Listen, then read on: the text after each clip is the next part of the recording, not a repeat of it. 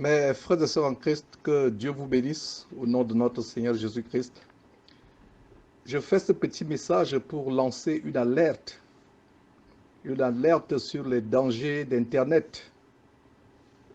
Internet est devenu un boulevard par lequel le diable emportera beaucoup de personnes, y compris des chrétiens ou les soi-disant chrétiens, en enfer. Comme je l'ai toujours dit dans mes enseignements ou dans mes interventions, quand quelqu'un vous envoie une image, une vidéo, avant d'ouvrir cette image ou cette vidéo, demandez à la personne de quoi il s'agit. De quoi il s'agit. Ne souillons pas nos yeux. Qu'on soit homme ou femme, et que ce soit des images de nudité d'une femme ou d'un homme, cela ne change rien. Une femme n'est pas supposée voir une autre femme nue ou un autre homme nu, excepté le mari de cette femme ou ses petits-enfants. Un homme n'est pas supposé voir un autre homme nu ou une autre femme nue, excepté sa propre femme à lui ou ses enfants quand ils sont petits. Vous vous rappelez, quand nous faisions l'étude de Job, un détail très important dans la vie de Job, comment Job avait fait un pacte avec ses yeux. Job avait fait un pacte avec ses yeux afin que ses yeux n'atterrissent pas, ne regardent pas une vierge. Et pour ceux qui ne le savent pas, je vous fais une révélation. Il y a des images qui circulent sur Internet, des images de nudité, qui sont tout simplement utilisées par des sorciers pour vous faire envoûter, pour vous faire remplir, pour vous faire posséder par les démons. Donc avant d'ouvrir une vidéo, je vous en supplie, demandez à la personne, il s'agit de quoi. Il y a une sœur qui vient de m'envoyer justement une de ces vidéos, une sœur du côté de Douala au Cameroun, du côté de Douala, qui était, semble-t-il, affligée par une vidéo qui circule, soi-disant une femme qui a trompé son mari et il y a eu des conséquences. Je lui ai posé la question, il s'agit de quoi? Elle ne m'a pas répondu sur le champ. Elle m'a tout simplement expliqué de quoi il s'agissait. Il a fallu que je la presse pour qu'elle me dise qu'effectivement, il s'agit des images de nudité. Faisons attention. N'ouvrons pas n'importe quelle image. Ce n'est pas tout sur Internet qui nous édifie. À quoi ça va nous édifier de voir une femme nue, de voir un homme nu? Ça ne nous édifie en rien. Faisons tellement attention, mes frères et sœurs. Et en ce qui me concerne, quand quelqu'un m'envoie un message, que ce soit dans un groupe, que ce soit, peu importe, une liste de partage ou un message personnel, je demande à la personne qui m'a envoyé, il s'agit de quoi? Si la personne n'est pas précise, ne veut pas donner de précision, la question que je pose finalement c'est, est-ce qu'il y a des images de nudité? Nos yeux ne doivent pas être souillés, mes frères et sœurs. Faisons un pacte avec nos yeux. Et je précise encore qu'il y a des sorciers sur Internet qui envoûtent les gens, ils mettent des histoires, ils montent des histoires avec la nudité des gens. Ils montent une vidéo, ils montent une histoire et ils racontent quelque chose qui n'a rien à voir avec l'histoire réelle, tout simplement pour envoûter les gens. Et c'est précisément le cadre des nudités. Des personnes nues sur Internet.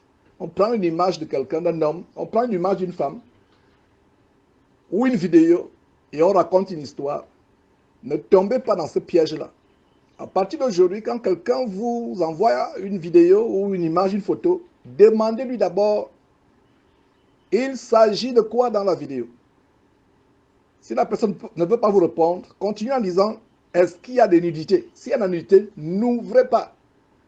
C'est comme cela que beaucoup de femmes et d'hommes se retrouvent en train d'être violés la nuit dans leur sommeil par les maris de nuit et les hommes de nuit, en train d'avoir les fausses couches, les avortements, des fausses couches, et même des hommes qui se retrouvent en train d'avoir des rapports sexuels la nuit avec les maris ou les femmes de nuit.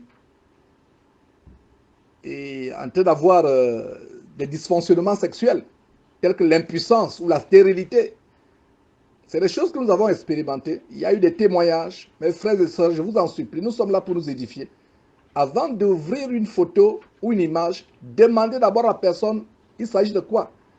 Et je reçois de cette sœur de Douala, justement cette vidéo. Et d'ailleurs, je ne l'ai pas ouverte, parce qu'elle m'a expliqué au début qu'il s'agit d'une histoire d'une femme qui trompe un mari, etc. J'ai insisté, est-ce qu'il y a de nudité? Elle a précisé et je ne l'ai pas ouverte. Alors faisons attention. Moi, je n'ouvrirai jamais une photo, une image sans m'assurer du contenu de cette image. Donc c'était une précision que je voulais faire. Et si vos yeux sont tombés sur de telles images, demandez pardon à Dieu et faites une prière où vous révoquez toutes les influences négatives, toutes les infiltrations démoniaques du fait de ces photos, de ces vidéos. Faites très attention. Le diable est très en colère. Il sait qu'il lui reste peu de temps. Et WhatsApp, Facebook, YouTube, les réseaux sociaux, Internet est devenu un grand boulevard pour entraîner les gens en enfer. Voilà un message d'alerte. Et pour ceux qui ne le savent pas, nous sommes les sentinelles d'Ézéchiel chapitre 33. Quand nous voyons l'épée descendre sur la tête des chrétiens, quand nous voyons le malheur descendre, nous lançons des alertes. Nous avertissons, c'est l'une des missions que Dieu m'a données. Et je ne me fatiguerai jamais de sonner l'alarme. Donc voilà une alarme. S'il vous plaît, ne vous faites pas envoûter sur Internet. Ne vous faites pas ensorceler sur Internet. Ne vous faites pas remplir de démons sur Internet. Et cela aussi, c'est un signe de loisiveté. Il y a des informations sur Internet qui peuvent édifier, qui peuvent éduquer, qui peuvent encourager. Mais ce ne sont pas toutes les informations. Je pense que sur 100 informations sur Internet, il y a environ 98 qui sont polluées. Donc faisons attention, y compris les blagues. La Bible dit qu'on entende parmi vous des plaisanteries de blagues, des choses semblables, car Dieu jugera sévèrement ceux qui se votent dans les blagues, les plaisanteries, les blagues et toutes ces choses. Nous devons vivre comme le Seigneur Jésus nous l'a montré.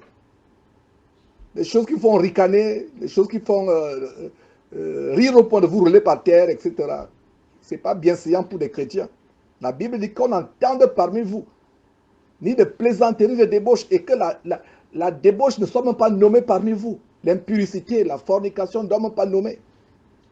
Et je suis affligé, mes frères et sœurs, de savoir qu'il y a des chrétiens qui ne maîtrisent pas encore les moyens par lesquels le diable ne vient que pour dérober, égorger et détruire, comme il est mentionné dans Jean chapitre 10, verset 10. Et un des moyens par lesquels il vient pour dérober, égorger et détruire, c'est justement par les réseaux sociaux, WhatsApp, Facebook, Instagram, TikTok, etc. Le téléphone doit être simplement un moyen d'entrer en communication ou d'avoir des informations utiles. Mais c'est devenu un moyen de distraction, un moyen d'amener les gens en enfer, un moyen de faire posséder les gens par les démons. Et il y a beaucoup de sorciers qui sont en pleine activité. Ils vont montrer une image bizarre, ils vont montrer des images monstrueuses, des images de nudité, construire une histoire, et pour vous faire penser que l'histoire qu'ils racontent ou bien le message qu'ils ont écrit, c'est ce qui se passe réellement dans la vidéo sur la photo, alors que c'est un mauvais sort qu'on lance.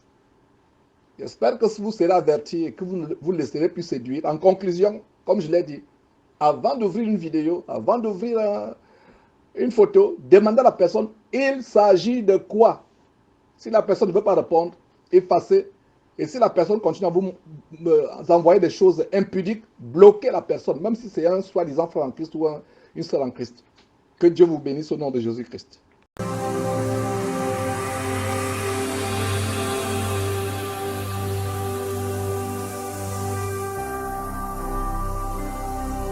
Jésus-Christ TV, vous connaîtrez la vérité et la vérité